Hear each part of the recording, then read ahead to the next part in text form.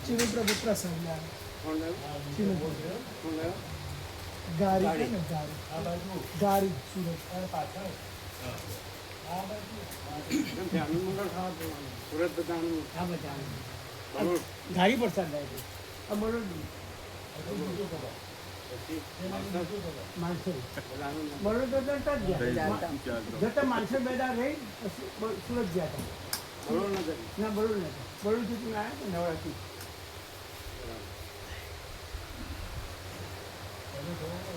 બ્રહ્મપુત્ર હરિકવર આનંદ મંગલ ઓમ ઓમ ઓમ.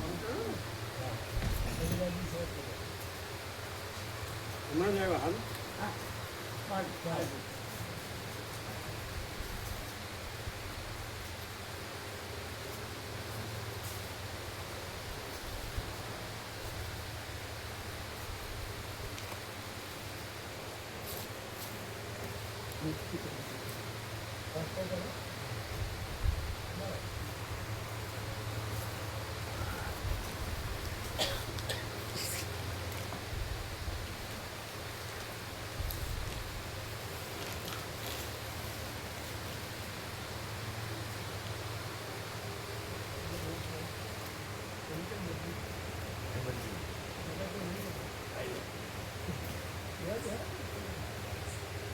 હવા આવે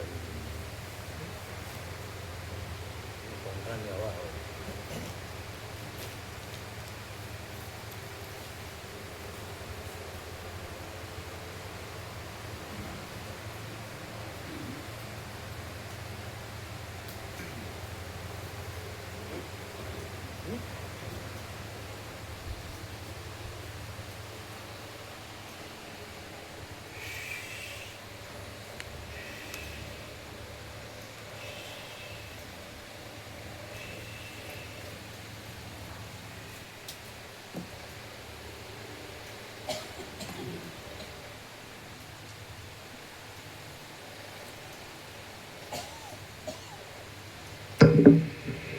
ઓમ.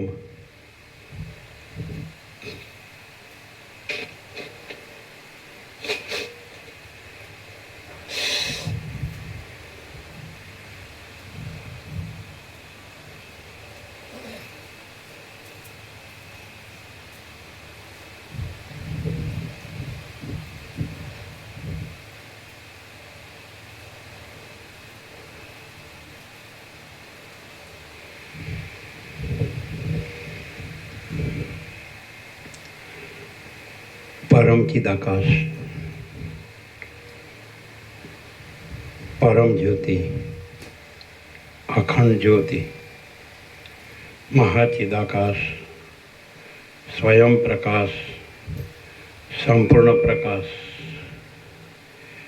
पूर्ण ब्रह्म, अनंत तेजगण, अनंत चिदगण, परमाकाश, केवल अनंत शुद्ध तेजघन परमाकाश, अखिलात्मा, पूर्ण ब्रह्म, परमात्मा, परम चिदाकाश, परम ज्योति, अखंड ज्योति, अनंत पूर्ण परम चिदाकाश, परम शांति, स्वयं सिद्ध, स्वयं प्रकाश, स्वयं पूर्ण, स्वस्वरूप, यही सब कुछ है, इसके सिवा कुछ नहीं है।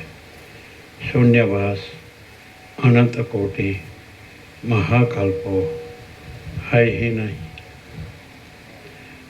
महाचिदाकाश, स्वयं प्रकाश, संपूर्ण प्रकाश, महाचिदाकाश ज्योति, अनंत, अखंड, अभेद, महाचिदाकाश ज्योति, મહાતત્વ, મહાસામાન્ય, મહાચિદાકાશ, સ્વસંવેદ્ય, સહજ નિર્વિકલ્પ, મહાચિદાકાશ, પરમ કૈવલ્ય, પરમ શાંતિ, પરમ ચિદાકાશ, અનંત, પૂર્ણ, નિરપેક્ષ, સત, અનંત, સંપૂર્ણ, अपरिगे, निर्भ्रांत, निरपेक्ष।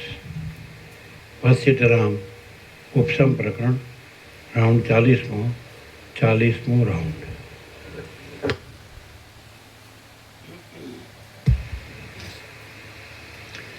आद्य परब्रह्म सद्गुरु देव की जय। ओम श्री परमात्मने नमः। सद्ग्रंथों शिरोमणि श्री योग वासिष्ठ महारामायण उपशम प्रकरण सर्ग 58मो पेज नंबर 704 सर्ग 58मो। भीलना राजा सुरगुने मांडव्य उपदेश आप्यो। सुरधु 10 હતો બ્રો ઓમાં 10 હતો।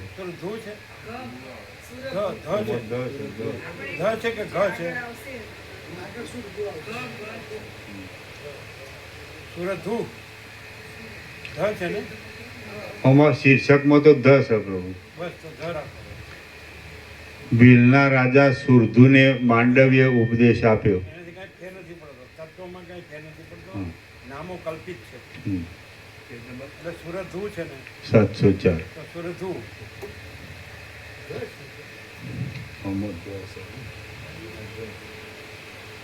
તમારે શું છે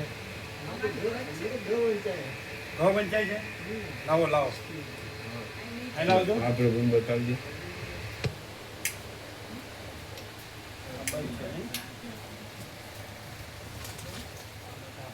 અત્યાર સુધી આપણે ઘઉં બોલતા હતા લાલ છે પેલી આ તો ઓછી પડે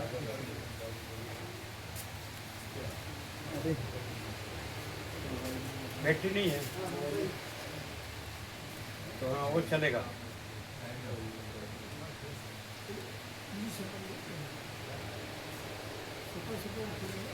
અત્યાર સુધી આપણે ઘ બોલતા હતા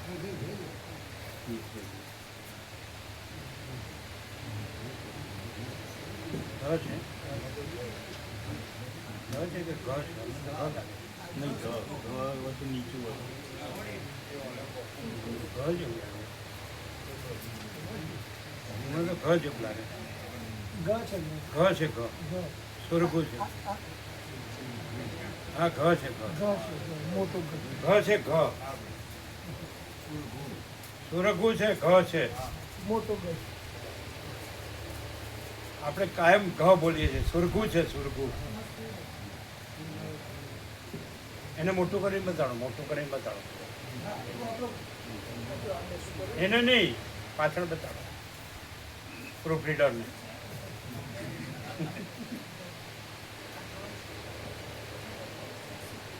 ત્યાં બંધ કરજો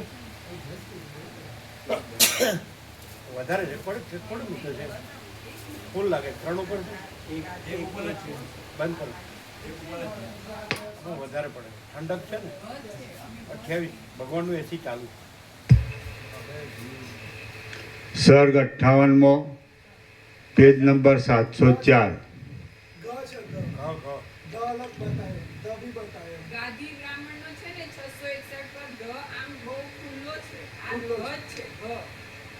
ગ છે ભીલના રાજા સુરગુને માંડવ્ય ઉપદેશ આપ્યો। આ 58મા સર્ગમાં ભીલ લોકોના રાજા સુરગુના વૈરાગ્યનું અને માંડવ્ય નામના મુનિએ તે રાજાને સર્વનો ત્યાગ કરવા આદિ ઉપાયોથી કરેલા ઉપદેશનું વર્ણન કરવામાં આવશે। વશિષ્ઠ બોલ્યા, હે રામ, ભીલના રાજા સુરગુનો વિસ્મય આપનાર વૃત્તાંતરૂપ એક જૂનો ઇતિહાસ આ વિષયમાં જ કહેવામાં આવે છે।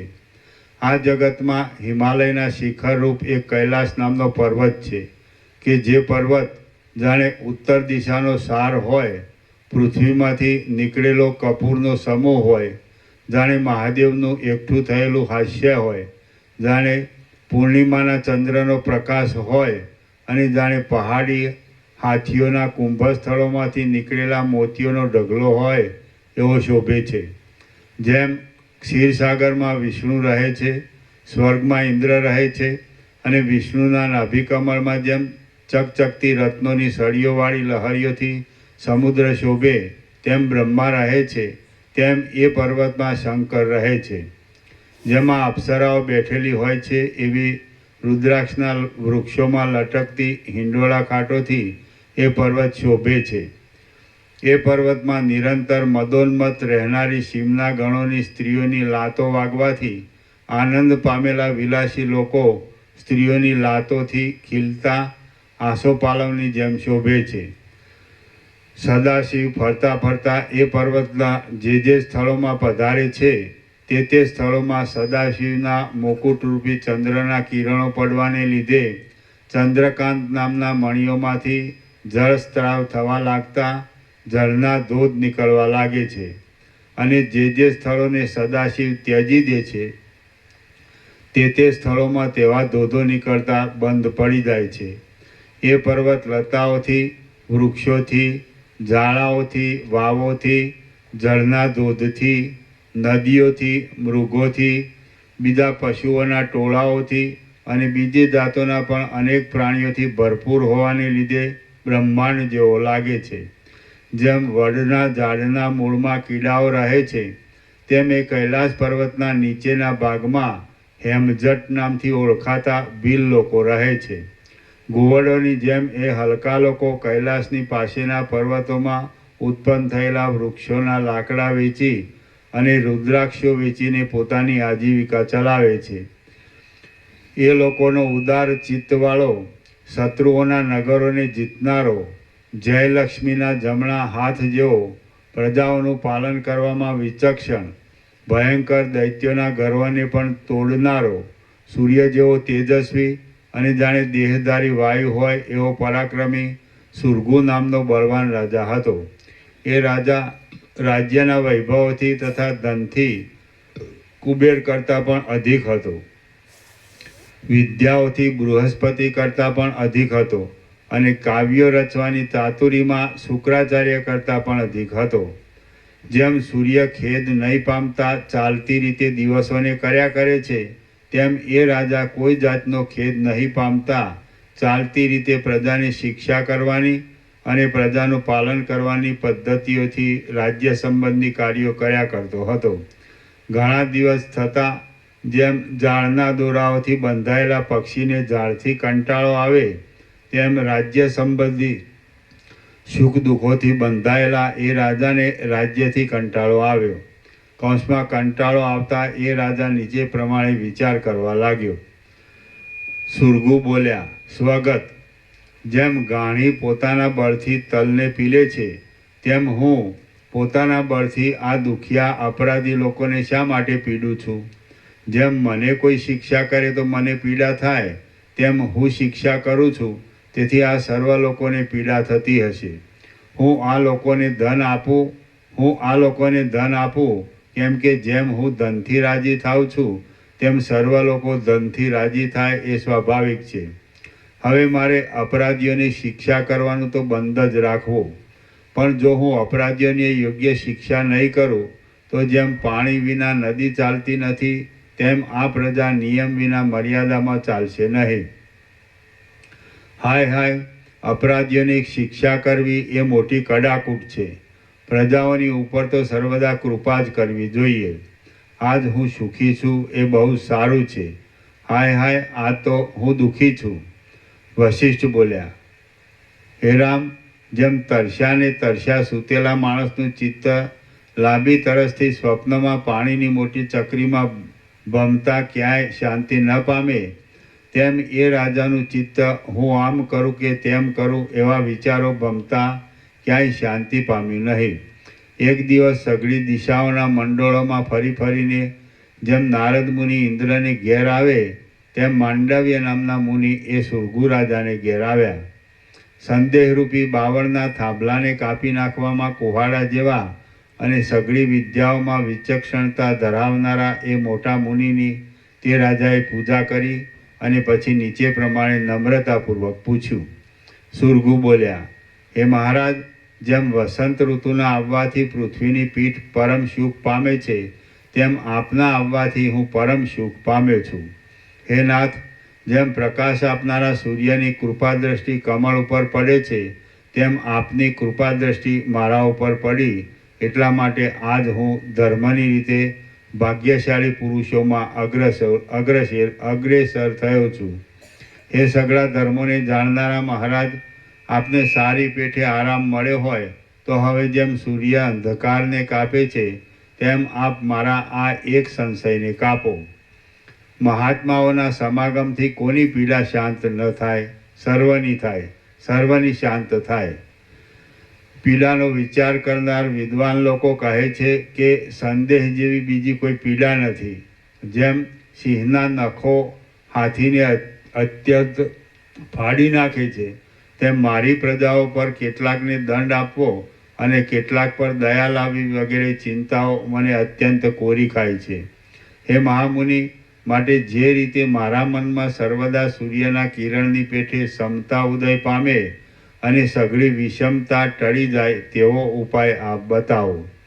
માંડવ્ય બોલ્યો, હે રાજા, જેમ સૂર્યના કિરણથી હિમ પીગળી જાય છે, તેમ પોતાના હાથમાં જ રહેલા વૈરાગ્ય તથા ત્યાગ આદિ યત્નથી અને શ્રવણ મનન આદિ ઉપાયથી આ મનનું વેવલાપણું પીગળી જાય છે.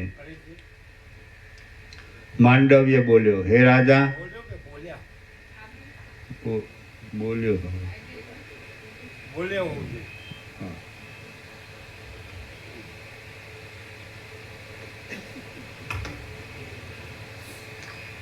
માંડવ્ય બોલ્યા, હે રાજા, જેમ સૂર્યના કિરણથી હિમ પીગળી જાય છે, તેમ પોતાના હાથમાં જ રહેલા વૈરાગ્ય તથા ત્યાગ આદિ યત્નથી અને શ્રવણ મનન આદિ ઉપાયથી આ મનનું વેવલાપણું પીગળી જાય છે. જેમ શરદ ઋતુના આવવા માત્રથી મોટું ઝાકળ શાંત થાય છે, તેમ પોતાના વિચાર માત્રથી મનની અંદરનો તાપ તરત શાંત થાય છે. હે રાજા, તમે પોતાના જ મનથી પોતાના શરીરમાં રહેલી ઇન્દ્રિયોનો વિચાર કરો કે એ ઇન્દ્રિયો કેવી છે અને કોણ છે. હું કોણ છું, આ જગત કેવું છે અને મરણ તથા જન્મ કેમ થાય છે, એ વિષયોનો તમારા મનમાં જ વિચાર કરો. એટલે તમને અત્યંત મહત્તા કૌંસમાં મોટાપણું બ્રહ્મપણું પ્રાપ્ત થશે. આમ તમે વિચાર કરીને તમારા પોતાના સ્વભાવને જાણશો તો તમારું મન હર્ષની તથા શોકની દશાઓથી કંપાવી શકાય નહીં એવું અચળ થશે. જેમ તરંગ પોતાના ચંચળ આકારને ત્યજી દઈ પોતાના મૂળભૂત જળરૂપ થઈને જળમાં શાંત થાય છે, તેમ તમારું મન પોતાના ચંચળપણાને ત્યજી તાપ વિનાનું થઈ પોતાના મૂળભૂત બ્રહ્મરૂપ થઈને બ્રહ્મમાં શાંત થશે. હે નિર્દોષ રાજા, જેમ મન્વંતરને અંતે કળીકાળ આવતા પાપરૂપી કલંકને પ્રાપ્ત થયેલું જગત બીજા મન્વંતરના આરંભમાં પોતે જાતે રહીને પોતાના કલંકને ત્યજી દે છે, તેમ વ્યવહારોને લીધે ચંચળતારૂપ કલંકને પ્રાપ્ત થયેલું તમારું પોતાનું મન પોતે જીવન મુક્ત રૂપે રહીને વિચારના બળથી પોતાના કલંકિત રૂપને ત્યજી દે છે. જેમ પૃથ્વીમાં પુત્રો પિતાને દયા કરવાના પાત્ર રૂપ જ જણાય છે, તેમ તમે પોતાના તત્વને જાણી સંતુષ્ટ થશો ત્યારે તમને સઘળા ઇન્દ્રાદિ પુરુષો પણ મિથ્યા વ્યવહારમાં દુઃખી થતા હોવાને લીધે દયા કરવાના પાત્ર રૂપ જ જણાશે. તમે વિવેકરૂપી દીવાથી આત્માને જોશો ત્યારે એવી ઉત્તમ મહત્તાને મોટાપણાને બ્રહ્મપણાને પ્રાપ્ત થશો કે જે મહત્તાની સત્તાને મેરુની સમુદ્રની તથા આકાશની મહત્તા પણ અધીન છે. હે ભલા રાજા, તમને એ મહત્તા પ્રાપ્ત થશે ત્યારે જેમ હાથી ગાયના પગલાંના ખાબોચિયામાં ડૂબતો નથી, તેમ તમારું મન સંસારની વૃત્તિઓમાં ડૂબશે નહીં. જેમ બુઢા મચ્છર ગાયના પગલાંના ખાબોચિયામાં પણ ડૂબી જાય છે, તેમ કામનાઓથી કંગાલ થયેલું મન ક્ષુદ્ર કાર્યમાં પણ ડૂબી જાય છે. જેમ કીડા કાદવમાં ડૂબી જાય છે, તેમ ચિત્ત દ્રશ્યોને લાગુ પડનારી પોતાની વાસનારૂપી દીનતાથી મોહમાં ડૂબી જાય છે. હે રાજા, કેવળ સ્વયં પ્રકાશ પરમાત્માનો જ અનુભવ થાય ત્યાં સુધી પોતાની સઘળી વસ્તુઓનો ત્યાગ કરવો જોઈએ.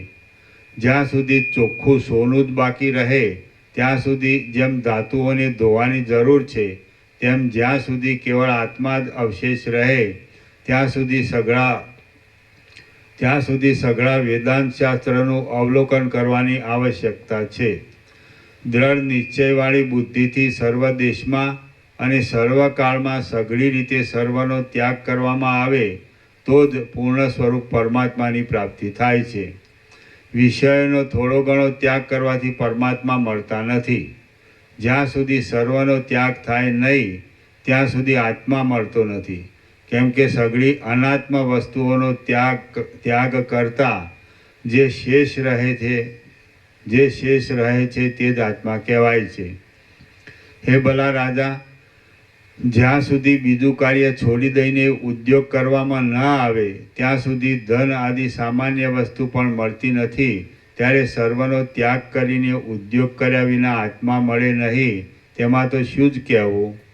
હે રાજા, જ્યારે બીજા સઘળા કાર્યનો ત્યાગ કરીને સંપૂર્ણ રીતે ધારેલી વસ્તુના લાભને અર્થે માણસ યત્ન કરે છે ત્યારે જ તે ધારેલી વસ્તુની પ્રાપ્તિ થાય છે, તે વિના થતી નથી. માટે પોતાના આત્માના દર્શનને અર્થે સઘળી અનાત્મ વસ્તુઓનો ત્યાગ કરવો જોઈએ. સઘળી વસ્તુઓનો ત્યાગ કરતાં સર્વથા જેનો ત્યાગ ન જ થઈ શકે એવું જે જોવામાં આવે તે જ પરમ પદ છે. સઘળા કાર્યોની તથા કારણોની પરંપરામાં આ જગતની અંદર રહેલી સત્તા માત્ર આત્મામાં કલ્પનાથી જ દેખાતી સઘળી અનાત્મ વસ્તુઓને સંપૂર્ણ રીતે ત્યજી દઈ અને તે પછી મનના રૂપને પણ લીન કરી નાખીને જે વસ્તુની પ્રાપ્તિ થાય છે તે જ બ્રહ્મ છે. શ્રી યોગ વાસિષ્ઠ મહારામાયણમાં ઉપશમ પ્રકરણનો માંડવ્યોપદેશ નામનો સર્ગ 58મો સમાપ્ત. સર્ગ 59મો. સુરગુ રાજાને વિચારથી આત્મલાભ થયો. આ 59મા સર્ગમાં એકાંતમાં બેસી બહારના તથા અંદરના સર્વ દ્રશ્યોનો ત્યાગ કરતા સુરગુ રાજાને વિચારથી આત્માનો લાભ થયો એ કથા કહેવામાં આવશે. વશિષ્ઠ બોલ્યા, હે રામ, મહાત્મા માંડવ્ય મુનિએ સુરગુ રાજાને એ પ્રમાણે કહીને પછી જેમાં ઘણા મુનિઓ રહેતા હતા એવા પોતાના આશ્રમના રમણીય વનમાં પધારી ગયા. માંડવ્ય મુનિ પધારી ગયા પછી સુરગુ રાજા પવિત્ર એકાંત સ્થળમાં જઈને પોતે પોતાની બુદ્ધિથી નીચે પ્રમાણે વિચાર કરવા લાગ્યો. સુરગુ બોલ્યો, કૌંસમાં સ્વગત, હું પોતે કોણ છું? હું મેરુ પર્વત નથી અને મેરુ પર્વત મારો નથી. હું જગત, કૌંસમાં ઊંચેના તથા નીચેના લોકો નથી અને જગત મારું નથી. હું પર્વતો નથી અને પર્વતો મારા નથી. હું પૃથ્વી નથી અને પૃથ્વી મારી નથી. હું આ કિરાત દેશ નથી અને આ કિરાત દેશ મારો નથી. સર્વ લોકોની સંપત્તિથી પટ્ટાભિષેક થતાં હું રાજા છું એવી કલ્પનારૂપ સંકેતને લીધે જ આ દેશ મારો છે. એ સંકેતને હમણાં હું ત્યજી દઉં છું. માટે હું આ દેશ નથી અને આ દેશ મારો નથી. હવે આ નગર અવશેષ રહ્યું તો તેમાં પણ એ સંકેતને ત્યજી દેતા એ જ નિશ્ચય થાય છે. પતાકાઓની તથા બગીચાઓની હારવાળી નોકર લોકોથી તથા તેઓની વાડીઓથી ભરપૂર અને હાથીઓની, ઘોડાઓની તથા સામંત લોકોની ભીડભાડવાળી આ નગરી હું નથી અને એ મારી પણ નથી.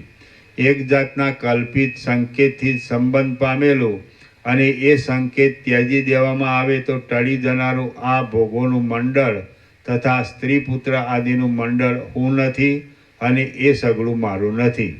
એ જ પ્રમાણે નોકરો, સેના વાહનો અને અંતઃપુરો જેમાં છે એવું આ રાજ્ય હું નથી અને આ રાજ્ય મારું પણ નથી. આ રાજ્ય છે અને આ રાજા છે ઇત્યાદિ સંકેત તો કેવળ અંધ પરંપરાથી જ થયેલો છે. આ હાથ તથા પગ આદિ અવયવવાળો દેહ હું છું એમ હું માનું છું, તો હવે તરત તેનો પણ મનમાં વિચાર કરી જોવું. આ દેહમાં જે માંસ તથા હાડકાં છે તે હું નથી, કેમ કે એ જડ છે અને હું તો ચેતન છું. જેમ જળ કમળ ઉપર ચોંટી રહેતું નથી, તેમ હું અસંગ હોવાને લીધે મારી સાથે એ માંસ તથા હાડકાને કાંઈ સંબંધ નથી. માંસ જડ છે માટે તે હું નથી, રુધિર પણ જડ છે માટે તે પણ હું નથી, અને અસ્થિઓ પણ જડ છે માટે તે પણ હું નથી. જેમ માંસ રુધિર તથા અસ્થિઓ હું નથી, તેમ એ મારા પણ નથી. કર્મેન્દ્રિયો મારી પણ નથી. આ દેહમાં જે પદાર્થો છે તેઓ હું નથી જ, કેમ કે હું તો ચેતન છું. હું ભોગો નથી અને ભોગો મારા નથી. જ્ઞાનેન્દ્રિયો પણ જડ છે અને મિથ્યા છે, માટે તેઓ હું નથી અને તેઓ મારી પણ નથી.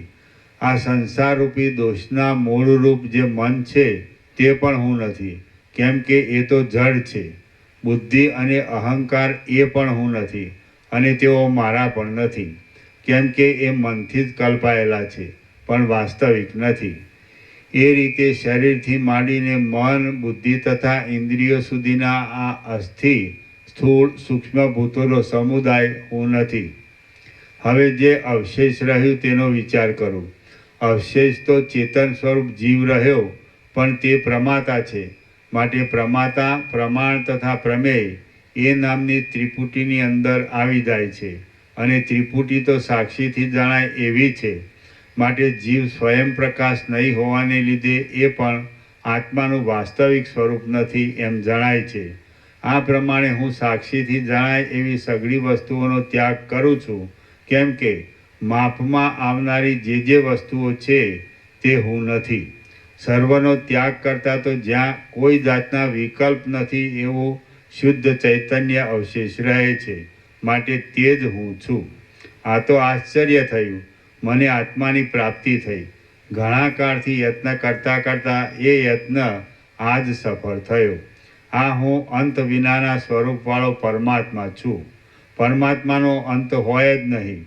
બ્રહ્મામાં, ઇન્દ્રમાં, યમમાં, વાયુમાં અને સર્વ પ્રાણીઓના સમૂહમાં પણ જેમ તંતુ સઘળા મોતીઓમાં પરોવાઈને રહ્યો હોય છે, તેમ એક રૂપે રહેનારો જે પરમાત્મા છે તે હું છું. આ નિર્મળ ચૈતન્ય શક્તિ છું કે જે ચૈતન્ય શક્તિ વિષયરૂપી રોગથી રહિત છે, સઘળી દિશાઓમાં ભરપૂર છે અને ભૈરવનો આકાર ધારણ કરવાવાળી છે. તે મનની સઘળી વૃત્તિઓમાં રહેલી છે, સૂક્ષ્મ છે, ઇષ્ટોથી તથા અનિષ્ટોથી રહિત છે. બ્રહ્મલોક સુધીના સઘળા ભુવનોની અંદર રહેલી છે અને સઘળી શક્તિઓની ડાબલી રૂપ છે. તે નિરતિશય આનંદથી ભરપૂર છે, દીવાની જેમ સર્વને પ્રકાશ આપનારી છે. સઘળા બ્રહ્માંડો રૂપી મોતીઓમાં એક રૂપે રહેનારા લાંબા તાતણા જેવી છે. કલ્પનાથી સઘળા આકારો તથા વિકારોવાળી છે. વાસ્તવિક રીતે સઘળા આકારોથી તથા વિકારોથી રહિત છે. સઘળા પ્રાણીઓના સમૂહપણાને પામેલી છે, સદા સર્વપણાને પામેલી છે અને 14 લોકોના પદાર્થોને પોતાના વિશાળ ઉદરમાં ધરી રહેલી છે. આ જગત સંબંધી જે કલ્પના જોવામાં આવે છે તે સઘળી એ અનુભવરૂપ ચૈતન્ય શક્તિમય જ છે. સુખ દુઃખોની દશાઓ તથા તેથી થતી ગતિઓ મિથ્યા આભાસ માત્ર જ છે. પરમ ચૈતન્યરૂપ જે આત્મા છે તે જ જુદા જુદા આકારોથી દેખાય છે. માટે જે કાંઈ છે તે સઘળું એ જ છે. આ મારો આત્મા સર્વમાં વ્યાપક છે અને આ મારી બુદ્ધિનો સાક્ષી પણ એ જ છે. એ જ આત્મા કલ્પનાથી આ શરીરરૂપ થઈને હું રાજા છું એવો ભ્રમ કરતો હતો. મન એ આત્માની જ કૃપાથી દેહરૂપી રથમાં બેસીને સંસારના સમૂહોરૂપી લીલાઓમાં જાય છે, કૂદે છે અને નાચે છે. આ મન તથા શરીર આદિ કાંઈ પણ સાચું નથી. આ મન તથા શરીર આદિ કે જે તુચ્છ છે તે નાશ પામે તો પણ તેમાં મારું કાંઈ નાશ પામતું નથી. ચિત્તરૂપી નટોએ ફેલાવેલ આ જગતની ઝાડરૂપ નાટક આ એક સાક્ષીરૂપી દીવાની શિખાઓથી પ્રકાશે છે. હાય હાય, મને પ્રજાના નિગ્રહ તથા અનુગ્રહ કરવા વિશેની ચિંતાઓ વૃથા જ થઈ હતી. નિગ્રહ અને અનુગ્રહ દેહને લઈને જ છે, અને દેહ એ તો કાંઈ જ નથી. અહો, હું સમજી ચૂક્યો છું. મારી દુષ્ટ આસક્તિઓ ચાલી ગઈ. જોવાનું હતું તે સંપૂર્ણ રીતે જોવાઈ ચૂક્યું, અને જે પામવાનું હતું તે સંપૂર્ણ રીતે પમાઈ ચૂક્યું. જગતમાં જે કાંઈ આ દ્રશ્ય જોવામાં આવે છે તેમાંનું કાંઈ પણ અબાધિત છે જ નહીં. માયાથી જીવપણારૂપી ભ્રમ, એ ભ્રમથી થયેલો લિંગ શરીરરૂપી ભ્રમ, અને એ ભ્રમથી થયેલો બાહ્ય વસ્તુઓ હોવાનો ભ્રમ, અને એ ભ્રમથી થયેલો જાગ્રત તથા સ્વપ્નરૂપી ભ્રમ, એ વિના જગતનું સ્વરૂપ બીજું કાંઈ નથી. નિગ્રહ તથા અનુગ્રહ અને તેથી થતા શોક તથા હર્ષ ક્યાં ગયા, કેવા હતા, શામાં રહ્યા હતા અને શા રૂપ હતા, એ વિશેનો હવે કાંઈ પત્તો પણ મળતો નથી. સુખ પણ શું છે અને દુઃખ પણ શું છે, કાંઈ જ નથી. જે આ સઘળું છે તે વ્યાપક બ્રહ્મ જ છે. હું તો વૃથા જ મૂઢ થઈ ગયો હતો. હવે હું મોહથી પર થયો છું. એ સારું થયું. આ સઘળું બ્રહ્મરૂપ જ અનુભવવામાં આવે છે, તો હવે આમાં કોને માટે શોક કરવો, શામાં મોહ પામવો, શું જોવું, શું કરવું, ક્યાં રહેવું અને ક્યાં જવું. શોક, મોહ, જોવું, કરવું, રહેવું કે જવું એનો સંભવ જ નથી. આ તો અલૌકિક ચમત્કારવાળું ચૈતન્યરૂપી આકાશ જ આ બ્રહ્માંડ રૂપે દેખાય છે. હે સઘળા પંચભૂત આદિ તત્વોથી રહિત આત્મા, હું તને વારંવાર પ્રણામ કરું છું. હે સુંદર, તું ભલે જોવામાં આવ્યો. અહો, હું જાગ્રત થયો છું. જે મેં જાણ્યું તે સંપૂર્ણ અને બરાબર જાણ્યું છે. હું કે જે અંત વિનાનો છું અને યથાર્થ જ્ઞાનથી જ પ્રકટ થયો છું, તેને પ્રણામ કરું છું.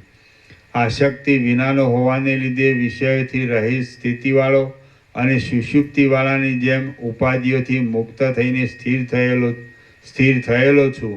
માટે સંસારના ભ્રમથી રહિત હોવાને લીધે, જેમાં જગતના અધ્યારોપરૂપી કલંક જ નથી, એવા આત્મામાં જ ભરપૂરપણાથી રહ્યો છું.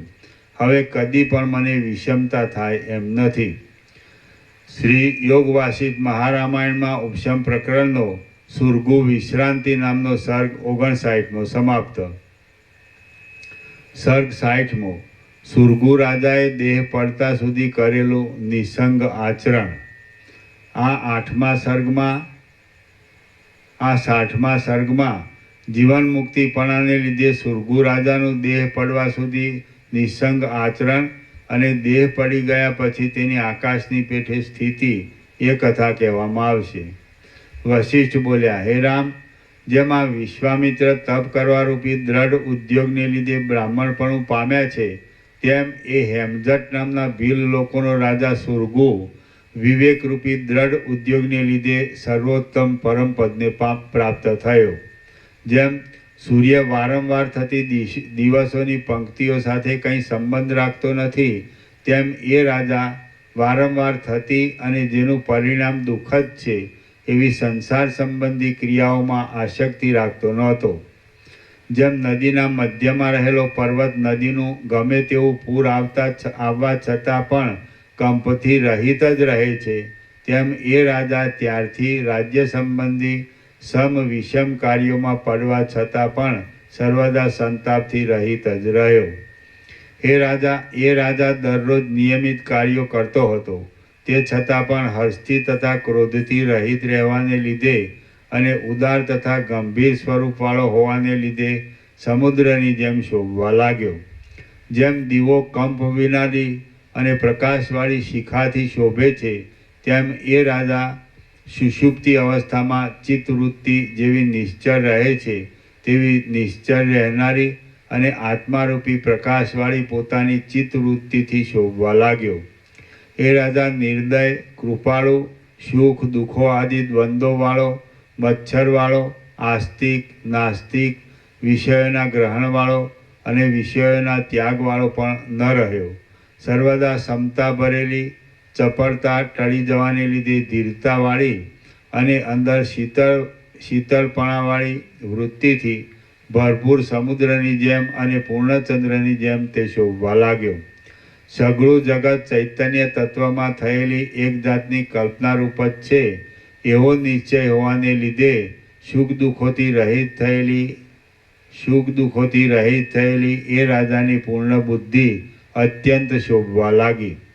તત્વને સમજેલો અને ચૈતન્યમાં એકતા પામેલો હોવાને લીધે પૂર્ણ થયેલો એ રાજા વિલાસ કરતા, રાજ્યના સુખ ભોગવતા, ઊભા રહેતા, ચાલતા, બેસતા અને સૂતા પણ નિર્વિકલ્પ સમાધિમાં રહેલા જેવો રહેવા લાગ્યો.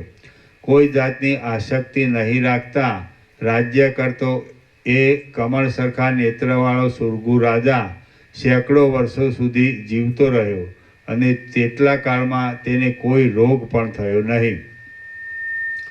પછી જેમ સૂર્યના તેજથી દબાયેલો હિમનો કણ પોતાના રૂપને ત્યજી દે છે, તેમ એ રાજાએ પોતાનો દેહ નામનો એ વેશ ત્યજી દીધો.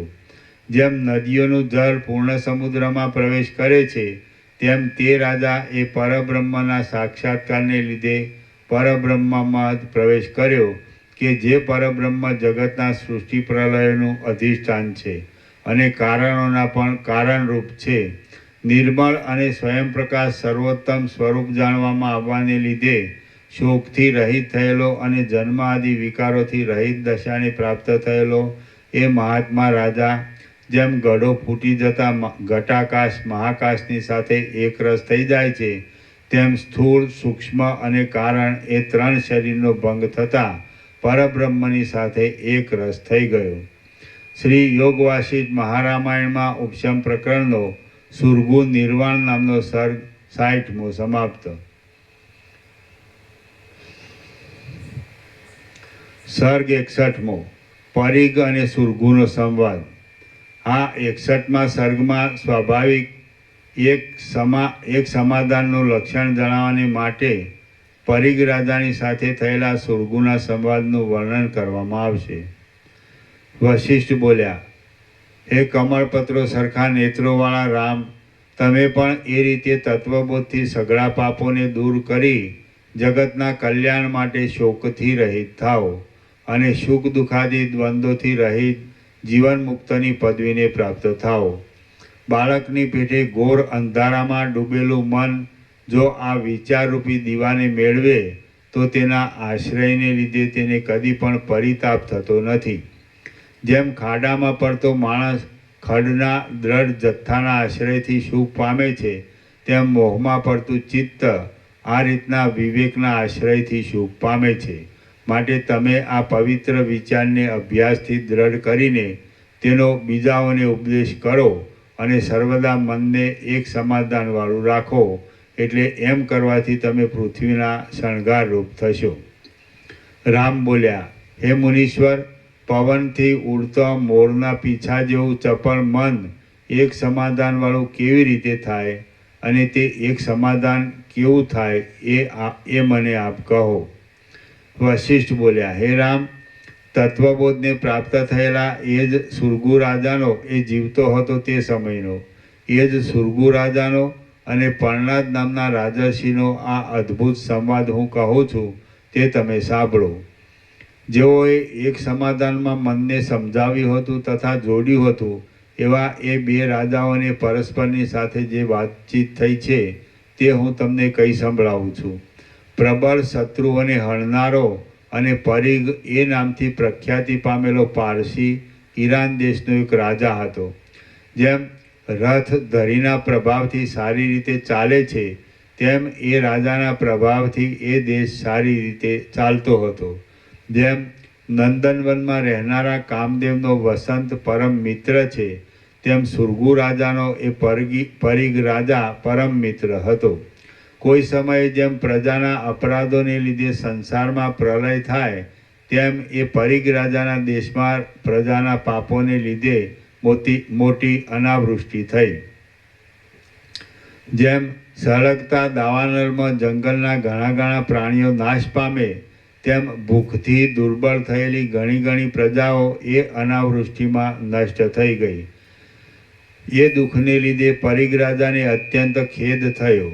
જેમ પ્રવાસી જન બળી ગયેલા ગામનો ત્યાગ કરે છે તેમ પરિગ રાજાએ એ ખેદને લીધે પોતાનું સઘળું રાજ્ય ત્યજી દીધું. પ્રજાનો વિનાશ થતો અટકાવી નહીં શકવાને લીધે વૈરાગ્યને પામેલો એ રાજા મૃગચર્મવાળા મુનિની જેમ તપ કરવા સારું વનમાં ગયો. વૈરાગ્યને પામેલો એ રાજા જાણે કોઈ પરલોકમાં રહ્યો હોય તેમ પોતાના નગરના લોકોના જાણવામાં ન આવે તેવા કોઈ દૂરના વનમાં રહ્યો. પર્વતની ગુફારૂપી ઘરમાં રહેલો તપ કરતો જીતેન્દ્રિય અને શાંત બુદ્ધિવાળો એ રાજા વૃક્ષોમાંથી પોતાની મેળે ખરી પડેલા સુકાયેલા પાંદડા ખાઈને રહેવા લાગ્યો. લાંબા કાળ સુધી અગ્નિની પેઠે સુકાયેલા પાંદડાઓનું ભક્ષણ કરવાને લીધે એ રાજા તપસ્વી લોકોમાં પર્ણાદ એ નામથી ઓળખાવા લાગ્યો. ત્યારથી માંડીને એ રાજર્ષિઓમાં ઉત્તમ પરિગ રાજા જંબુદ્વીપની અંદર સઘળા મુનિઓના આશ્રમોમાં પર્ણાદ જ કહેવાવા લાગ્યો. પછી 1000 વર્ષ સુધી દારૂણ તપશ્ચર્યા કરીને અભ્યાસને લીધે તે રાજા અંતઃકરણની શુદ્ધિથી અને ઈશ્વરના અનુગ્રહથી જ્ઞાનને પ્રાપ્ત થયો. સુખ દુઃખ આદિ દ્વંદ્વોથી તથા આશાઓથી રહિત થયેલો શાંત મનવાળો રાગદ્વેષ વિનાનો અને તત્વને સમજનારી બુદ્ધિવાળો એ રાજા જીવન મુક્ત થયો.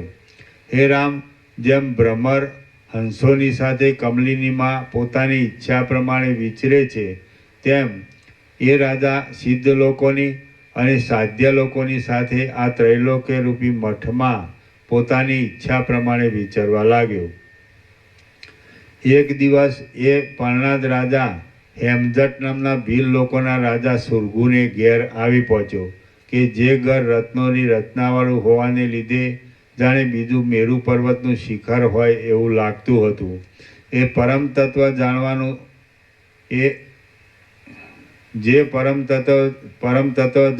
જાણવાનું છે તે જાણી લીધેલું હોવાને લીધે પૂર્ણ થયેલા અને મૂર્ખતામાંથી નીકળીને જીવન મુક્ત થયેલા એ બંને રાજાઓએ પોતે પરસ્પરના જૂના મિત્ર હોવાને લીધે પરસ્પરની પૂજા કરી. અહો, આજ મારા પવિત્ર કર્મો સફળ થયા કે જેથી મને આપનો સમાગમ થયો, એમ તેઓએ એકબીજાને કહ્યું. પછી પરસ્પર આલિંગન કરીને અન્યોન્યના સમાગમથી અત્યંત આનંદ પામેલા એ બંને રાજાઓ જેમ ચંદ્ર અને સૂર્ય એક ઉદયાચળમાં બેસે છે તેમ એક આસન ઉપર બેઠા. પરિગ બોલ્યો, આજ તમારા દર્શનથી મારું ચિત્ત મોટા આનંદને પ્રાપ્ત થયું છે અને મન જાણે ચંદ્રના બિંબમાં ડૂબ્યું હોય તેમ શીતળપણાને પ્રાપ્ત થયું છે. જેની શાખાઓ કપાઈ ગઈ હોય એવું વૃક્ષ જેમ જળાશયના કિનારે હોવાને લીધે સેંકડો શાખાઓવાળું થાય છે તેમ જાણે સ્વાભાવિક સુખ જ હોય એવો પ્રેમ વિયોગ પ્રાપ્ત થતાં સેંકડો શાખાઓવાળો થાય છે. હે મિત્ર, આપણી વિશ્વાસ ભરેલી તે જૂની વાતોને, તે લીલાઓને અને તે ચેષ્ટાઓને સંભાળી હું વારંવાર રાજી થાઉં છું. તમને જેમ માંડવ્ય મુનિની કૃપાથી જ્ઞાન પ્રાપ્ત થયું છે તેમ મને તપથી પ્રસન્ન થયેલા ઈશ્વરની કૃપાથી જ્ઞાન પ્રાપ્ત થયું છે. હે રાજા, હવે તમે સઘળા દુઃખોથી રહિત થયા ને? જેમ દેવ મેરુ પર્વતમાં આરામ સેવે છે તેમ તમે પરબ્રહ્મમાં શાંત થયા ને? જેમ શરદ ઋતુમાં તળાવના જળમાં નિર્મળતા થાય છે તેમ આત્મારામપણાને લીધે તમારા ચિત્તમાં મોટા કલ્યાણરૂપી નિર્મળતા થઈ છે ને? હે ભલા રાજા, જે કાર્યો લોકોના હિતને માટે અવશ્ય કરવા જોઈએ તે કાર્યોને અત્યંત સ્વચ્છ, ગંભીર અને ક્ષમતાવાળી દ્રષ્ટિએ કરે જાઓ છો ને? તમારા દેશના લોકો આધિઓથી તથા વ્યાધિઓથી રહિત, ધીર, ધાન્યોની સમૃદ્ધિવાળા અને સંતાપ વિનાના છે ને? ધાન્ય આદિ ઉત્તમ ફળોવાળી તમારી પૃથ્વી ફળોથી નમી રહેલી કલ્પવૃક્ષની લતાની જેમ જોઈતા ફળો આપીને તમારી પ્રજાઓને અત્યંત તૃપ્ત કરે છે ને? જેમ ચંદ્રના કિરણોનું હિમના સમૂહ જેવું ધોળું મંડળ દિશાઓમાં ફેલાય છે, તેમ તમારી હિમના સમૂહ જેવી ધોળી પવિત્ર કીર્તિ દિશાઓમાં ફેલાયેલી છે ને. જેમ તળાવનું જળ પોતાની અંદરના કમળોના કંદોની ભૂમિકાઓને પૂરી દે છે, તેમ તમે પોતાના ગુણોના સમૂહોથી સઘળી દિશાને પૂરી દીધી છે ને. પ્રત્યેક ગામડામાં ચોખાની શાળના ક્યારાઓની ચોકી કરવા બેઠેલી ખેડૂતની કન્યાઓ રાજી થતી આનંદ આપનારા તમારા યશને ગાય છે ને. તમારા ધાન્યો, ધનો અને વૈભવો બધું આબાદ છે ને.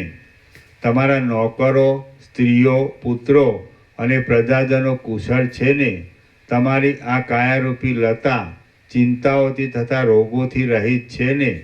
અને તે આ લોકો સંબંધી તથા પરલોક સંબંધી સુખ આપનારા પુણ્યરૂપી ફળને ઉત્પન્ન કરે છે ને. વિષયરૂપી સર્પો કે જેઓ ઉપરથી સારા લાગે એવા છે, પણ પરિણામે અત્યંત શત્રુતા કરે એવા છે, તેઓમાં તમારું મન વૈરાગ્ય રાખીને વર્તે છે ને. અહો, જેમ કાળ વસંતને અને પર્વતના તટને ભેગા કરી દે છે, તેમ આપણે બે કે જેઓ ઘણા દિવસો થયા જુદા પડી ગયા હતા, તેઓને કાળે આજ ફરી ભેગા કરી દીધા છે.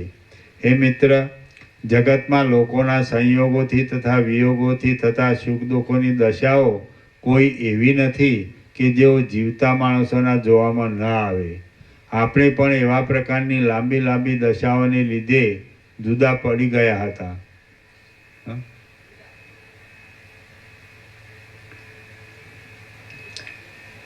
આપણે પણ એવા પ્રકારની લાંબી દશાઓને લીધે જુદા પડી ગયા હતા. તેઓ આજ ફરી ભેગા થયા છીએ.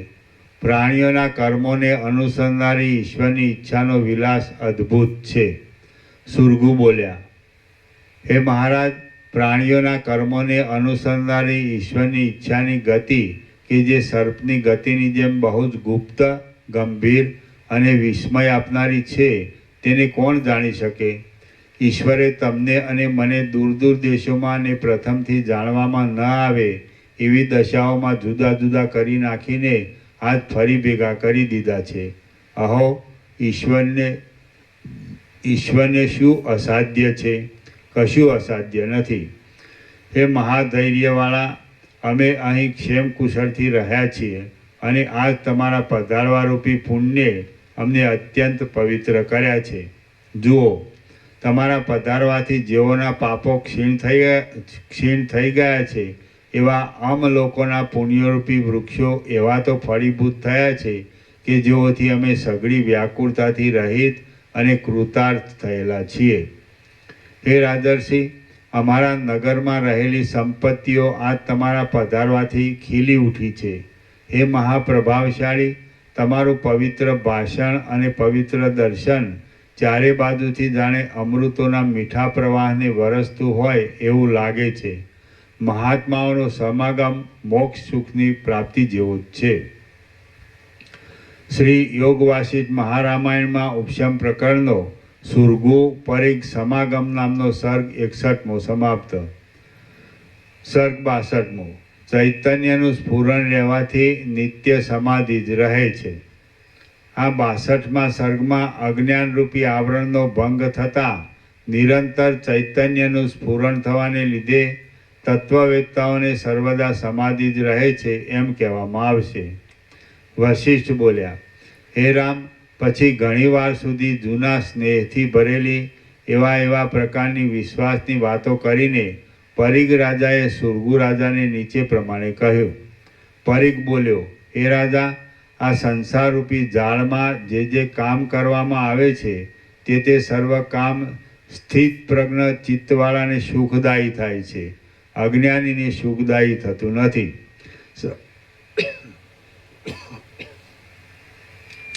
સમાધિ કે જે સઘળા સંકલ્પોથી રહિત છે, પરમ શાંતિનું સ્થાન છે, સઘળા દુઃખોના અત્યંત ઉપશમરૂપ છે અને સંસાર સંબંધી સુખો કરતાં અત્યંત શ્રેષ્ઠ છે, તેને તમે કરો છો ને?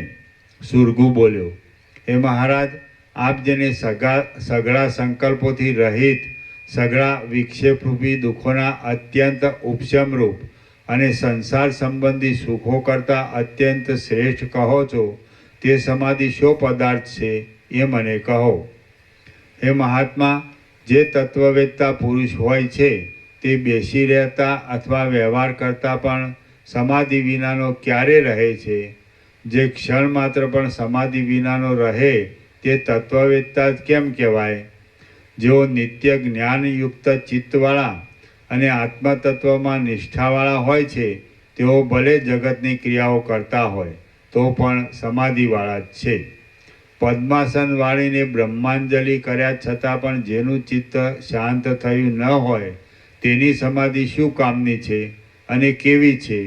એ મહારાજ, સઘળી આશાઓરૂપી ખડોને બાળી નાખવામાં અગ્નિરૂપ જે તત્વબોધ છે તે જ સમાધિ કહેવાય છે. હે મહારાજ, સઘળી આશાઓરૂપી ખડોને બાળી નાખવામાં અગ્નિરૂપ જે તત્વબોધ છે તે જ સમાધિ કહેવાય છે. ચૂપ થઈને એકાંતમાં બેસી રહેવું એ સમાધિ નથી. ભેદનો બાદ કરીને અભેદનું અનુસંધાન કરતી, સર્વદા તૃપ્તિવાળી અને સત્ય વસ્તુ બ્રહ્મને જ જોનારી જે ઉત્તમ બુદ્ધિ હોય તેને જ તત્વવેત્તા પુરુષો સમાધિ કહે છે.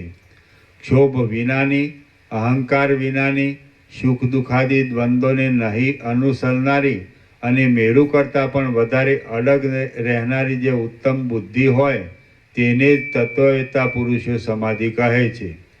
ચિંતા વિનાની, આત્મતત્વરૂપ પરમ ઇષ્ટ પદાર્થને પ્રાપ્ત થયેલી અને આ વસ્તુ ગ્રાહ્ય છે તથા આ વસ્તુ ત્યાજ્ય છે એવી આસક્તિઓથી રહિત થયેલી મનની જે પરિપૂર્ણ સ્થિતિ તે જ સમાધિ કહેવાય છે.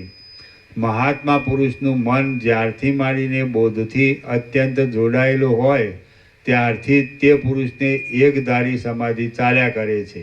જેમ રમત કરતા બાળકના હાથમાં રહેલો કમળનો તંતુ ખેંચવાથી તૂટી જાય તેમ તત્વવેત્તાની સમાધિ કદી પણ પાછી તૂટી જતી નથી. તત્વનું નિરંતર અનુસંધાન ચાલ્યા કરે એ સમાધિ છે અને તે સમાધિ તત્વવેત્તા પુરુષને એકવાર થઈને પાછી તૂટતી જ નથી. જેમ સૂર્ય આખા દિવસ સુધી પ્રકાશવાથી વિરામ પામતો નથી તેમ તત્વવેત્તાની બ્રહ્માકાર વૃત્તિ વિદેહ કૈવલ્ય થતાં સુધી તત્વના અવલોકનમાંથી વિરામ જ પામતી નથી.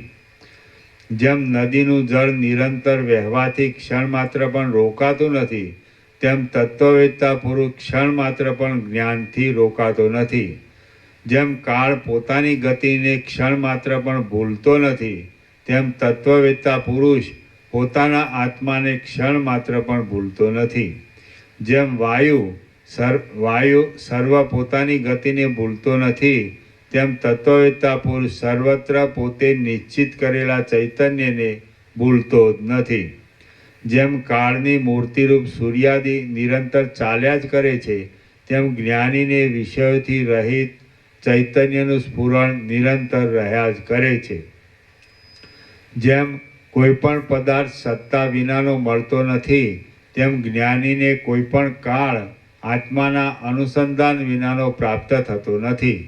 જેમ સંસારમાં અગ્નિ ઉષ્ણતા વિનાનો અને ચંદ્ર શીતળતા વિનાનો હોતો જ નથી તેમ આત્મવેત્તા પુરુષ આત્માના અનુસંધાન રૂપી સમાધિ વિનાનો હોતો જ નથી.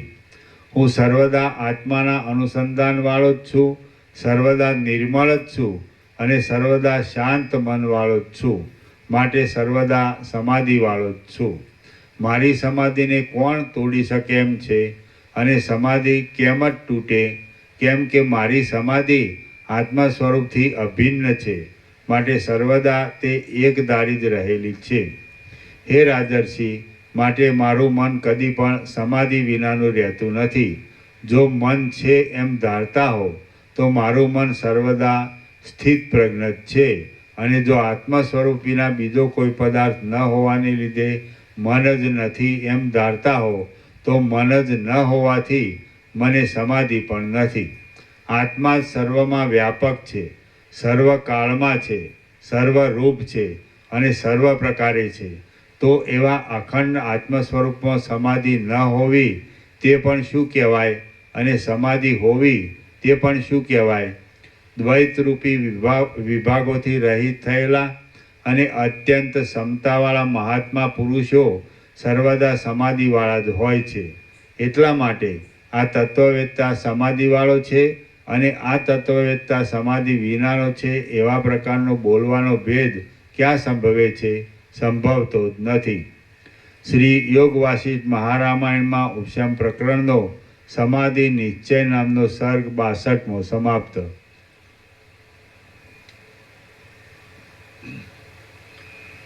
સર્ગ 63મો. સુરગુએ પોતાની સહજ સ્થિતિનું વિસ્તારથી વર્ણન કર્યું. આ 63મા સર્ગમાં પરિગે પરીક્ષા કરીને વખાણેલો સુરગુ પોતાની સહજ સ્થિતિનું જ વિસ્તારથી વર્ણન કરશે. પરિગ બોલ્યો, હે સુરગુ રાજા, હું તમારી પરીક્ષા કરી ચૂક્યો છું. તમે પરમપદને પામી ચૂક્યા છો. તે તમે અત્યંત શીતળ અંતઃકરણવાળા હોવાને લીધે પૂર્ણચંદ્રની જેમ શોભો છો. તમે આનંદરૂપી રસથી પૂર્ણ બ્રહ્મવિદ્યારૂપી ઉત્તમ લક્ષ્મીવાળા શીતળ અને સ્નિગ્ધ મધુર હોવાને લીધે કમળની જેમ શોભો છો. તમે નિર્મળ વિસ્તીર્ણ પૂર્ણ તેમજ ગંભીર હોવાને લીધે અને જે તમારી અંદર છે તે સ્પષ્ટ દેખાતું હોવાથી કાંઠાના પવનોથી રહિત થયેલા સમુદ્ર જેવા શોભો છો. તમે સ્વચ્છ આનંદથી ભરપૂર અહંકારરૂપી મેઘથી રહિત ચોખ્ખા વિસ્તીર્ણ અને ગંભીર હોવાને લીધે શરદ ઋતુના આકાશમાંના જેવા શોભો છો. તમે સઘળા ઇષ્ટ તથા અનિષ્ટ વિષયોમાં આસક્તિ વિનાના દેખાવ છો. સર્વ વિષયોમાં સંતુષ્ટ જ રહો છો અને તમને કોઈ પણ વિષય ઉપર રાગ રહ્યો નથી. એટલા માટે તમે સઘળી રીતે શોભો છો. સારનો તથા અસારનો વિચાર કરી તેના નિર્ણયના પારને પામેલા તમે પોતાની મોટી બુદ્ધિથી આ સઘળું જગત અખંડ બ્રહ્મરૂપ જ છે એમ જાણો છો. હે સાચા ખોટાના વિવેચનને જાણનારા રાજા, તમારું શરીર આનંદથી ભરેલા અંતઃકરણવાળું અને ચડતી પડતી દશાઓને લીધે અચંચળ થયેલું છે. હે પ્યારા, જેમ સમુદ્ર અમૃતથી ભરપૂર હોય તેમ તમે સઘળી વસ્તુઓથી રહિત પરમાત્માની અંદર ભરપૂર થયા છો. તમને પરમપદમાં એવી તૃપ્તિ મળી છે કે જે તૃપ્તિ પાછી કદી પણ ક્ષીણ થશે નહીં. સુરગુ બોલ્યો, હે મુનિ, જેને આપણે ગ્રહણ કરવા યોગ્ય માનીએ એવી કોઈ વસ્તુ જ નથી. હે મુનિ, જેને આપણે ગ્રહણ કરવા યોગ્ય માનીએ એવી કોઈ વસ્તુ જ નથી. જે કાંઈ આ દ્રશ્ય જોવામાં આવે છે તે સઘળું કાંઈ જ નથી, મિથ્યા જ છે. કોઈ પદાર્થ ગ્રહણ કરવા યોગ્ય નહીં હોવાને લીધે કોઈ પદાર્થ ત્યાગ કરવા યોગ્ય નથી. જેનું ગ્રહણ કરવામાં આવે તેનો જ ત્યાગ કરી શકાય. આપણે કોઈનું પણ ગ્રહણ કર્યું નથી, માટે આપણાથી ત્યાગ કરવા યોગ્ય પણ શું કહી શકાય? જે પદાર્થ એક કાળમાં તુચ્છ ભાસે છે તે જ પદાર્થ બીજા કાળમાં તુચ્છ લાગતો નથી, અને જે પદાર્થ એક કાળમાં તુચ્છ લાગતો નથી તે જ પદાર્થ બીજા કાળમાં તુચ્છ ભાસે છે. તો એ રીતે સંસાર સંબંધી સઘળા પદાર્થોના સારા નરસાપણાનું ઠેકાણું નહીં હોવાને લીધે પદાર્થોને સારા નરસા ગણવારૂપી મારા મનની સ્થિતિઓ ઘણા કાળથી ક્ષીણ થઈ ગઈ છે. સારો લાગતો પદાર્થ દેશકાળને લીધે પાછો નરસો લાગે છે, અને નરસો લાગતો પદાર્થ દેશકાળને લીધે પાછો સારો પણ લાગે છે. માટે સમજુ પુરુષે કોઈ પદાર્થની નિંદા, કોઈ પદાર્થની નિંદા કે સ્તુતિ કરવી જ નહીં. લોકમાં જે નિંદા કે સ્તુતિ થાય છે તે રાગથી જ થાય છે, અને રાગ એ ઈચ્છા જ છે.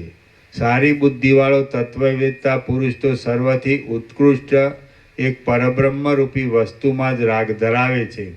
માટે તે બીજા સઘળા પદાર્થોની ઈચ્છા વિનાનો હોવાને લીધે કયા પદાર્થની નિંદા કરે કે કયા પદાર્થની સ્તુતિ કરે? ત્રૈલોક્યમાં સ્ત્રીઓ, પર્વતો, સમુદ્રો, વનરાજ્યો અને સઘળા પ્રાણીઓ સાચાપણાથી રહિત જ છે. માટે વાસ્તવિક રીતે જોતા સંસારમાં કોઈ સાર જ નથી. માંસ, હાડકાં, લાકડા, માટી અને પથરાથી ગોઠવાયેલા વિચાર માત્રથી જ નષ્ટ થઈ જાય છે એવા અને જેમાં કોઈ પણ પદાર્થ ઈચ્છવા યોગ્ય નથી એવા શૂન્ય જગતમાં કયા પદાર્થની ઈચ્છા થાય? જેમ દિવસની શોભા ટળી જતાં પ્રકાશ અને તડકો એ બંનેનો નાશ થાય છે, તેમ ઈચ્છા ટળી જાય તો રાગ અને દ્વેષ એ બંનેનો નાશ થાય છે. અત્યંત લાંબી લાંબી વાતો કરવાનું કાંઈ પ્રયોજન નથી. ટૂંકમાં સમજવાનું એટલું જ છે કે મન જો સર્વ પદાર્થોમાં રાગ વિનાનું અને વિક્ષેપરૂપી વિષમતા વિનાનું થઈને આત્મામાં સંતુષ્ટ થાય તો એ જ ઉત્તમ શાંતિ છે. અને જેનાથી એ શાંતિ મળે તે વિચારનું સર્વદા સુખને માટે સેવન કરવું યોગ્ય છે. શ્રી યોગ વાસિષ્ઠ મહારામાયણમાં ઉપશમ પ્રકરણનો સુરગુ પરિગ નિશ્ચય નામનો સર્ગ 63મો સમાપ્ત. સર્ગ 64મો સાંસારિક દુઃખોથી મુક્ત થવાના ઉપાયો. આ 64મા સર્ગમાં જે ઉપાયોથી મનના દોષો અડચણ ન કરે અને સંસારરૂપી દુઃખમાંથી આત્માનો ઉદ્ધાર થાય તે ઉપાયો કહેવામાં આવશે. વશિષ્ઠ બોલ્યા, હે રામ, એ રીતે સુરગુ અને પરિગ એ બંને રાજાઓ જગતના બ્રહ્મપણાનો અને આત્માના સત્યપણાનો વિચાર કરી પરસ્પરનું પૂજન કરી પ્રસન્ન થઈને પોતપોતાના કાર્યો કરવા માટે ત્યાંથી છૂટા પડ્યા. આ પરમ જ્ઞાન આપનારો એ બે રાજાઓનો સંવાદ કે જે આત્માનું નિરંતર અનુસંધાન રાખવું એ જ મનનું એક સમાધાન છે અને તે વૈરાગ્ય આદિ સાધનોથી થાય છે એમ જણાવનારો છે, તે તમારા સાંભળવામાં આવ્યું. તો હવે આ વિષયનું મનન કરીને અને જ્ઞાનની દ્રઢતા કરીને તમે સ્પષ્ટ રીતે આત્મામાં શાંત થાઓ. વિદ્વાનોની સાથે પોતાના ધીરતા ભરેલા વિચારો મેળવી તીક્ષ્ણ કરવામાં આવેલી બુદ્ધિથી હૃદયાકાશમાં અહંકારરૂપી કાળો મેઘ ચલિત થઈ જાય અને ગલિત થઈ જાય અને સર્વ લોકોને પ્યારો લાગે એવો ફળ દેનારો, આનંદ આપનારો અને વિસ્તારવાળો નિર્મળ ચિત્તરૂપી શરદકાળ પ્રાપ્ત થાય ત્યારે ધ્યાન કરવા યોગ્ય સઘળા અનર્થોને ટાળનાર સુગમ આનંદની સંપૂર્ણ સંપત્તિવાળા અને અત્યંત સ્વચ્છપણાવાળા પરબ્રહ્મરૂપી આકાશમાં સારી રીતે રહી શકાય છે. જે પુરુષ નિત્ય વેદાંત શાસ્ત્રનો વિચાર કરે, સર્વદા વિષયોની આસક્તિથી રહિત રહે અને સર્વદા આત્માનું અનુસંધાન કર્યા કરે તે સુખી પુરુષને મનના શોકો કાંઈ જ અડચણ કરી શકતા નથી. એવો પુરુષ વ્યવહારમાં અત્યંત તત્પર રહે અને વ્યવહારની અનુકૂળતાને માટે મનથી નહીં પણ ઉપરથી રાગદ્વેષ દેખાડ્યા કરે તો પણ જેમ જળમાં રહેલું કમળ જળથી લેપાતું નથી તેમ મનમાં વ્યવહાર સંબંધી કલંકથી તે લેપાતો નથી. જેમ હાથી સિંહને કાંઈ અડચણ કરી શકતો નથી તેમ જે પુરુષ રાગદ્વેષથી રહિત, શાંત મનવાળો અને આત્માના ઉત્તમ વિજ્ઞાનવાળો હોય તેને મન કાંઈ જ અડચણ કરી શકતું નથી.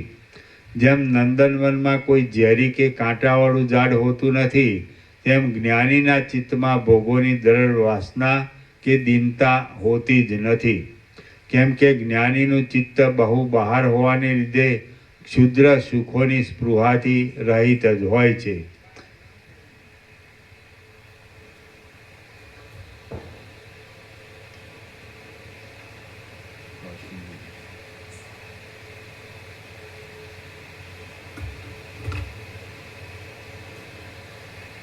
કેમ કે જ્ઞાનીનું ચિત્ત બહુ બહાર ન હોવાને લીધે ક્ષુદ્ર સુખોની સ્પૃહાથી રહિત જ હોય છે. જેમ વૈરાગ્યવાળો મનુષ્ય પોતાની સ્ત્રીનું મરણ થતાં પણ દુઃખ ધરતો નથી, તેમ જેણે આ સગળું જગત ભ્રાંતિરૂપ જ છે એમ જાણ્યું હોય તે ચિત્ત દુઃખી થતું નથી. જેમ રજ આકાશનો સ્પર્શ કરી શકતી નથી તેમ વ્યવહારમાં કરતાપણાની આસક્તિથી ઉત્પન્ન થતું પાપ જગતને મનના મોહરૂપ સમજીને તેની આસક્તિથી રહિત થયેલા પુરુષનો સ્પર્શ કરી શકતું નથી. જેમ દીવો અંધારાનું અસર છે તેમ આ સગળું અવિદ્યા માત્ર જ છે એમ જાણવું એ જ જગતરૂપી વિસ્તારને પામેલા અવિદ્યારૂપી મહાન રોગનું અસર છે. જ્યારે આ સ્વપ્ન છે એમ જાણવામાં આવે ત્યારે જ જેમ સ્વપ્ન નાશ પામે છે તેમ જ્યારે આ અવિદ્યા છે એમ જાણવામાં આવે ત્યારે જ અવિદ્યાનો પૂરો નાશ થઈ જાય છે. જેમ માછલાનું નેત્ર પાણીમાં રહેવા છતાં પણ પાણીથી લેપાતું નથી, તેમ અંદર વિષયોમાં આસક્તિથી રહિત અને આત્માના અનુસંધાનમાં લાગેલી બુદ્ધિવાળો તત્વવેત્તા પુરુષ વ્યવહારમાં તત્પર રહેતા છતાં પણ પાપથી લેપાતો નથી. જ્યારે ચૈતન્યના જ્ઞાનરૂપી મોટો પ્રકાશ પ્રાપ્ત થાય ત્યારે પુરુષની અજ્ઞાનરૂપી રાત્રિ નાશ પામી જાય છે અને બુદ્ધિ પરમ આનંદને પ્રાપ્ત થઈને અત્યંત શોભે છે. અજ્ઞાનરૂપી નિદ્રા શાંત થઈ જતાં શાસ્ત્રરૂપી સૂર્ય જગાડેલો પુરુષ એવા જાગ્રતપણાને પ્રાપ્ત થાય છે કે જે જાગ્રતપણું થયા પછી ફરી અજ્ઞાનરૂપી નિદ્રા આવતી જ નથી. જે દિવસોમાં અને જે ક્રિયાઓના ક્રમોમાં આત્મારૂપી ચંદ્રથી ઉદય પામેલી ચૈતન્યપણારૂપી ચાંદની હૃદયરૂપી આકાશમાં પ્રકાશિત થાય તે દિવસો જીવનની સફળતા કરનારા છે અને ક્રિયાઓના તે ક્રમો જ આનંદ ભરેલા છે એમ સમજવું. જેમ ચંદ્ર પોતાના અમૃતથી પોતાની અંદર શીતળ રહે છે તેમ મોહમાંથી નીકળેલો માણસ નિરંતર આત્માના ચિંતનથી પોતાના મનમાં શીતળ રહે છે. જે મિત્રોથી, જે શાસ્ત્રોથી અને જે દિવસોથી વૈરાગ્યના આનંદવાળા આત્મબોધનો સ્પષ્ટ ઉદય થાય તે મિત્રો, તે શાસ્ત્રો અને તે દિવસો જ ઉત્તમ છે એમ સમજવું.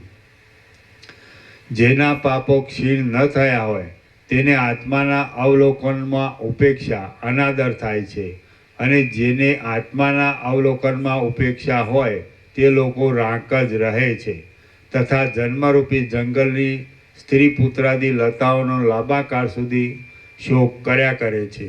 હે રામ, આ સંસારરૂપી અરણ્યમાં ફરનારો જીવરૂપી બળદ કે જે સેંકડો આશાઓરૂપી પાસોથી બંધાયેલો છે, ભોગોરૂપી તરણાઓની અત્યંત લાલચ રાખ્યા કરે છે, અનાદિકાળરૂપી જરાથી જર્જરિત થયેલો છે, શોકરૂપી નિશાસાથી દુઃખી થયા કરે છે, દુઃખોરૂપી મોટા બોજાને ઉપાડનાર છે, જન્મરૂપી જંગલમાં ફરનાર છે, નીચ કર્મરૂપી કાદવથી ખરડાયેલો છે, મોહરૂપી જળાશયના કાદવમાં ખૂંચી ગયો છે, જેને રાગોરૂપી ડાસોનો સમૂહ કરડ્યા કરે છે, તૃષ્ણારૂપી દોરડાથી જે ખેંચાયા કરે છે, મનરૂપી કંજૂસ વાણિયાને પનારે પડેલો છે, બંધુઓરૂપી બંધનોથી બંધાયેલો હોવાને લીધે મોહરૂપી જળાશયના કાદવમાંથી નીકળી શકતો નથી, પુત્રોરૂપી તથા કન્યાઓરૂપી છાણના જૂના ગંધાતા કાદવમાં ખૂંચી જનાર છે,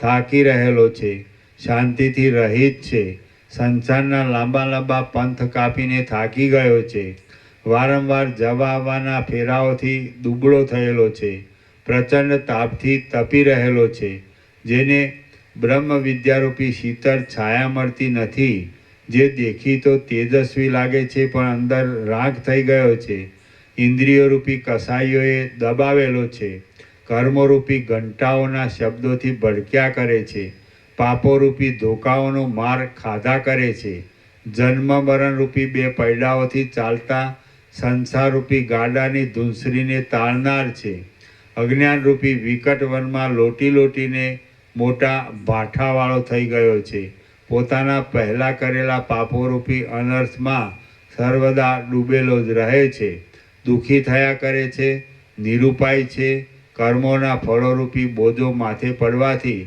શરીરમાં ખેદ પામ્યા કરે છે અને રોગ આદિની પીડાઓને લીધે દયામણી ચીસો નાખ્યા કરે છે, તેને લાંબા કાળના વૈરાગ્ય આદિ યત્નોથી અને જ્ઞાનરૂપી બળથી મોહરૂપી જળાશયના કાદવમાંથી કાઢવો જોઈએ. જો તત્વના અવલોકનથી ચિત્ત ક્ષીણ થાય તો જીવ સંસારરૂપી સમુદ્રમાંથી તરી જાય છે અને પાછો કદી પણ તે સમુદ્રમાં પડતો નથી. જેમ વહાણોવાળાના સમાગમથી સમુદ્ર ઓળંગવા સારું વહાણ મળે છે, તેમ મહાત્માઓના સમાગમથી સંસાર પાર કરવાની સારી યુક્તિ મળે છે. મરુભૂમિવાળા જે દેશમાં ફળો આપનારું અને શીતળ છાયાવાળું સજ્જનરૂપી વૃક્ષ ન મળતું હોય તે દેશમાં સમજુ માણસે વસવું જ નહીં. સુજનરૂપી મરુભૂમિવાળા જે દેશમાં ફળો આપનારું અને શીતળ છાયાવાળું સજ્જનરૂપી વૃક્ષ ન મળતું હોય તે દેશમાં સમજુ માણસે વસવું જ નહીં. સુજનરૂપી ચંપક જે સ્નિગ્ધ તથા શીતળ વચનોરૂપી પાંદડાવાળો હોય છે, ધીરતારૂપી છાયાવાળો હોય છે અને મંદ હાસ્યરૂપી પુષ્પવાળો હોય છે, તેની પાસે જવાથી ક્ષણ માત્રમાં અત્યંત શાંતિ મળે છે.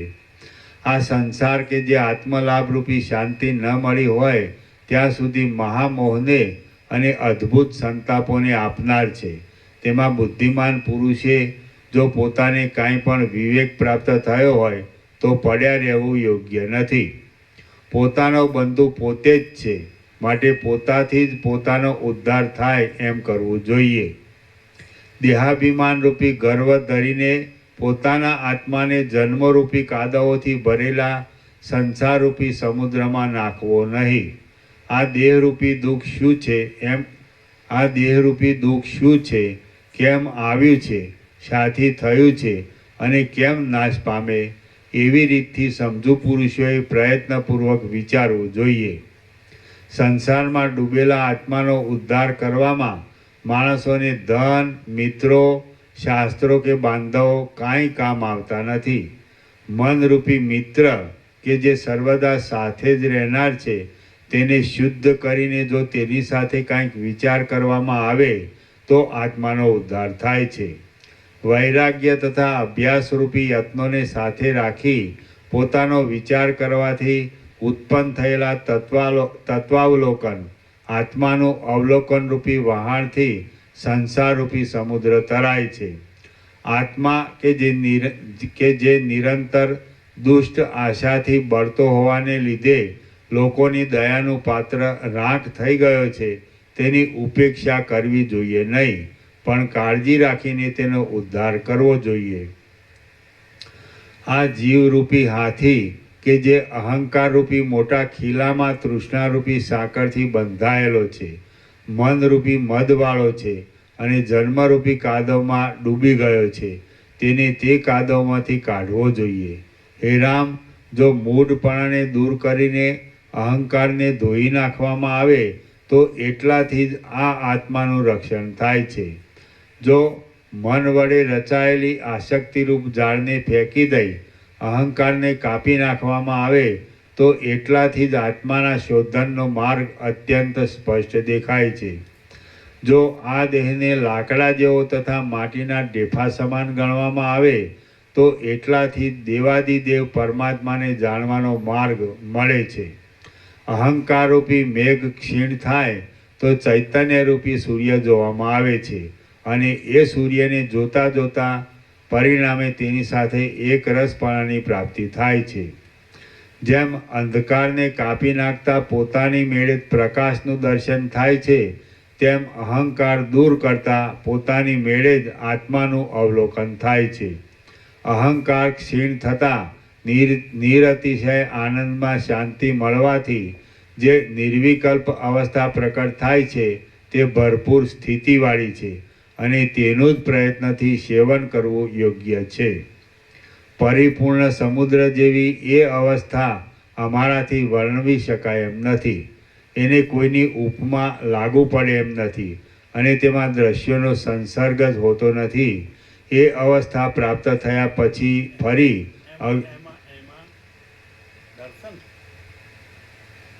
એમાં દ્રશ્યોનો સંસર્ગ જ હોતો નથી. દર્શન બોલે કે નહીં?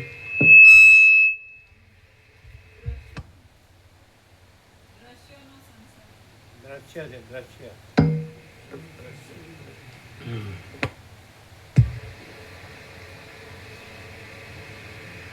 એને કોઈની ઉપમા લાગુ પડે એમ નથી અને તેમાં દ્રશ્યોનો સંસર્ગ જ હોતો નથી.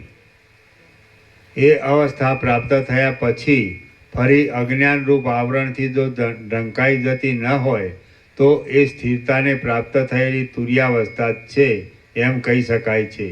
કે જે તુર્યાવસ્થા સાક્ષીપણાની સ્થિતિ, કે જે તુર્યાવસ્થા કેવળ મહાચૈતન્યના પ્રકાશની કળીરૂપ છે, ભરપૂર આકારવાળી અને આકાશની શોભા જેવી વિસ્તીર્ણ એ નિર્વિકલ્પ અવસ્થા વિક્ષેપોથી રહિતપણારૂપ અંશમાં સુષુપ્તિ જેવી જણાય છે. વિક્ષેપોથી રહિતપણારૂપ અંશમાં સુષુપ્તિને અને તે નિર્વિકલ્પ અવસ્થાને ઝાઝો ફેર રહેતો નથી. મનનો તથા અહંકારનો લય થતા વિચારથી પોતાની મેળે સિદ્ધ થનારી સઘળા પદાર્થોની અંદર વ્યાપેલી અને પરમ આનંદથી ભરેલી એ બ્રહ્માત્મકપણારૂપી નિર્વિકલ્પ અવસ્થા વચનથી વર્ણવી શકાય એમ નથી.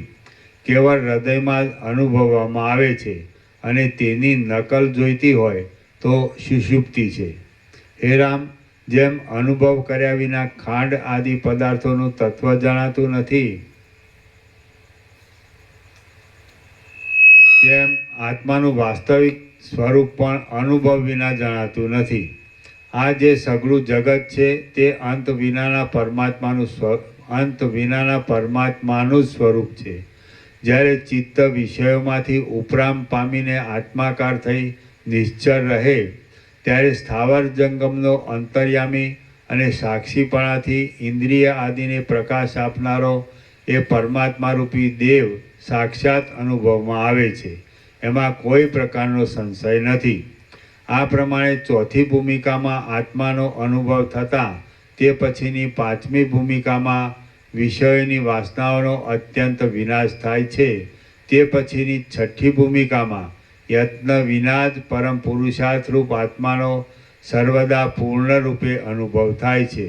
અને તે પછીની સાતમી ભૂમિકામાં સમાધિની તથા સમાધિ ન થવી તે બંનેની પણ ક્ષમતા થઈ જવાને લીધે પરમાત્માની સાથે એક રસપણું થાય છે. પરમાત્માની સાથેનું એ એક રસપણું બ્રહ્માદિ મહાત્માઓથી પણ માપી શકાતું નથી. શ્રી યોગ વાસિષ્ઠ મહારામાયણમાં ઉપશમ પ્રકરણનો ઉપદેશ નામનો સર્ગ 64મો સમાપ્ત. ઓમ ઓમ ઓમ. 718.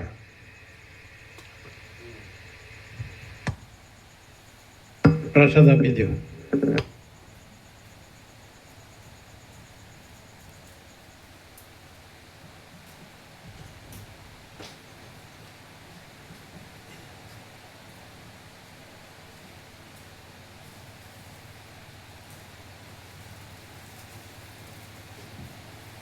લઈએ ગોપ્રવાહ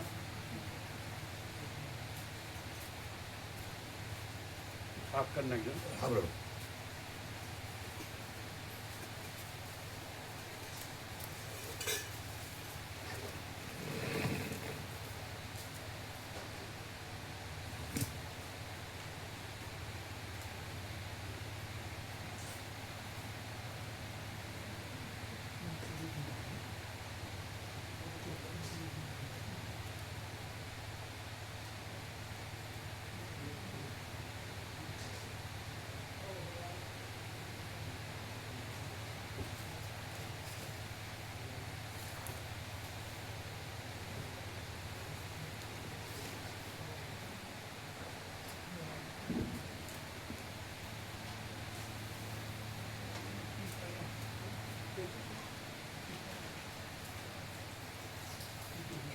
પેલો આપણો કોથળી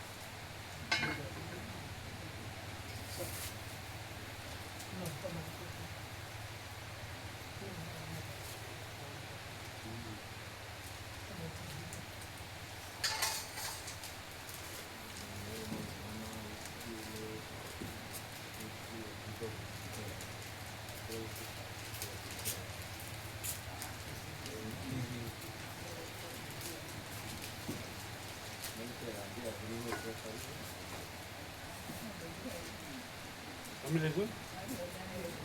તમે લીધું? હા?